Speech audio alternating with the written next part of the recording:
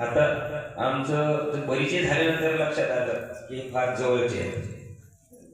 कारण आमचे श्रीरामपूरचे पंत बाबा कैवल्यवासी त्यांचं आणि आमचं म्हणजे फार जुळायचं जमायचं आणि त्यांचेच हे सत्शिष्य.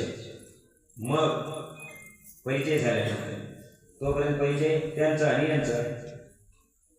मग आलो, सांगितलं असं असं काय हरकत नाही, घेऊन चालू. कस तरी आम्ही सगळे स्थानवंदन केले आणि पेट्रोलचा विचार करत होतो, गाडीमध्ये पेट्रोल टाकण्याचा. तर बाबा काय म्हणतात, तुम्ही या, जिथे संपलं तिथं 5 मिनिटाच्या आत तुम्हाला पेट्रोल तयार आहे.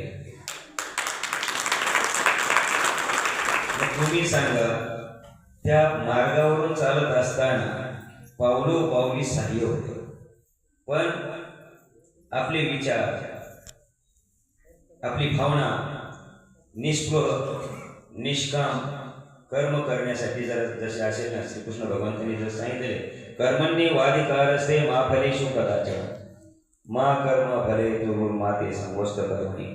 या विचारावर स्वामींनी आपल्याला आदेश दिलेले नाही, तुम्ही फक्त त्या मार्गासाठी उभे राहा ना, प्रयत्न करा ना, आहे साई, चिंता करू नका. तर अशा प्रकारे ठरलेलं. मग तुम्हाला मी हे बाबा म्हटलं, नाव सांगितलं का? सांगितलं वाटतं. तुम्ही विसरले की मी विसरलो? तुम्ही विसरले, काय नव्हतं विसरले तर आठवण सांगितलं. तर त्यांच्यासोबतच म्हणजे आपल्या हृदयमुनी यांच्यासोबतच यांची महंती प्रतिष्ठा झालेली आहे. तर यांचं नाव आदरणीय पूजनीय श्रद्धेय धुळधर बाबा कारंजेकर. मला माहिती आहे आता त्यांच्यासाठी तुम्ही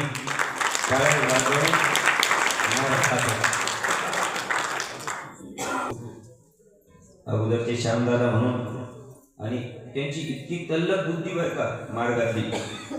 संवत्सर वाजता एकदा भोग झाला आमचं तरी विसरायचं, पण श्रवण केलेलं जशाच तसं शब्दाशब्द जसे आता आम्ही सांगितलं, हे प्रवचन जशाच तसं सांगणारे ते बाबा. परंतु प्रकृती स्वास्थ्य ठीक नाही कुणाचं.